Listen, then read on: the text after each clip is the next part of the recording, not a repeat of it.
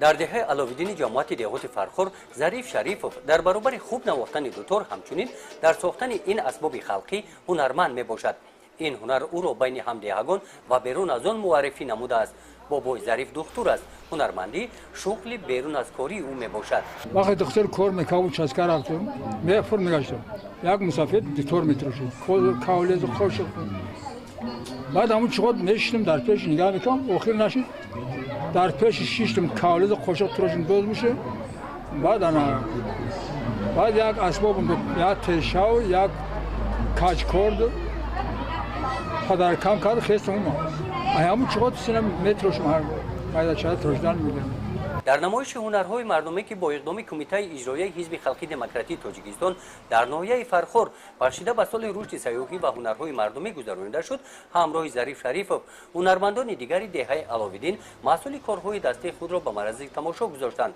سفرعلی حکیموف هنرمندی اولادی است. این هنر به او از پدر میراث مانده است. سپیر پدر ماجورتگیم ای سالی سی ای طرف ای پدر مامیو موندگیان بعد سال 90 ما امیورا با کار دوردم تا سال 90 نمیکردیم مثلا میکرو برا ودینا کالج اینا دیتور گوارا ای همه چیزی که در کارشان میتونم میتروشم اندا کوری میکنم خط میکنم مثلا اینا یک دیتور کالج کوشب غجاک فرزندی مایداک ودیر میکنه کم کم یا کارگرش کالونی نمیکنه این کاربورا آن میروز با اون مایدار میمونه نشونش دادیم. در بخش تاوم‌های ملی کدبانوهای این جماعت دهات این گونه تاوم‌ها را به نمایش گذاشتند. طرز تیار نمودن خروطاب و آش بریده و تیار نمودن دوغ و گرفتن مسکه را از نزدیک نشان دادند. استفاده میبریم ما راست روز میاکر تاجیکا را گون نمیکنیم. صفتی ای بهتره نزد ماشین او زود میشوه و این کمتر دیرتر میشه و این با صفت تره. در جماعت دهات فرخور در برابر هنرمندی ساکنان به ساحه زراعتکاری، باغداری و چاره‌داری مشغول هستند.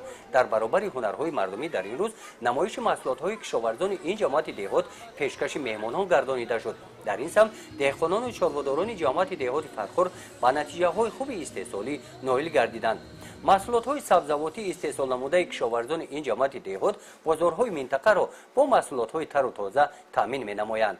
ما امروز محصولاتی سال 2018 الکی تیار شده است سر کردیم غنوچینی پختره ما الکی دونیم تون زواد شرکت زیارت شده سپاریدیم با باقی ما در سر زمین هم چیندنش ادامه دارد و امروز در این چورابینی که امروز حزب خلقی دموکراتی در جماعت دهات و اینچنین در قلمرو جماعت و در دهه علاوالدین خیلی که شوید هستیم برگزار شده است. امروز محصولات خود اطلاق از آن جمله من محصولات اینچون چاره‌داری و هنرهای مردمی روش یافته هستند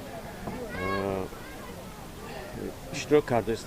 با مقصد رشد هنرهای مردمی و معرفی هنرمندان موافق نشر چاره‌بینی‌های کمیته اجرایی حزب خلقی دموکراتی تاجیکستان در ناحیه فرخور همین گونه چاره‌بینی‌ها در دیگر جماعت‌های دهات گذرانیده می‌شوند.